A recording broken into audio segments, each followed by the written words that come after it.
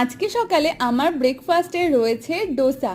তো কোয়েম্বাটোরে চলে এসেছি, বেশ অনেক দিন হয়ে গেছে, প্রায় 1.5 মাস। তো আরিয়া ভবনে গিয়ে ডোসা খাওয়া হয়নি, তাই ভাবলাম আজকে যেহেতু রয়েছে সানডে, দুজনে মিলে চলে যাই আমাদের খুব পছন্দের ব্রেকফাস্ট করতে। আমি নিয়েছি ডোসা, অভিজিৎ নিয়েছিল পোঙ্গাল।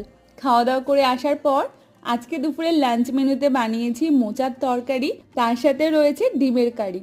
তো আদার্স আর কিছু আজকে আর বানাইনি, ডোসা খেয়ে তো পুরো পেট একদম ভরে ছিল, তো তার জন্য একটু লেট লাঞ্চই করেছি।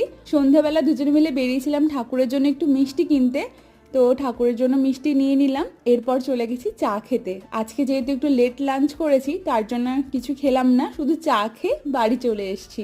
রাতের ডিনারে আমি আমার জন্য বানিয়েছি অল্প করে একটু ওই ভাত ভাজা, সমস্ত রকম একটু ভেজিটেবলস দিয়ে, তার সাথে তো ডিমের ঝোল আছে, ইচ্ছা করলে খাবো নয়তো খাবো না। আজকে খাওয়া দাওয়াটা এই পর্যন্তই রইলো, পরের শর্টসে দেখা হচ্ছে সবার সাথে।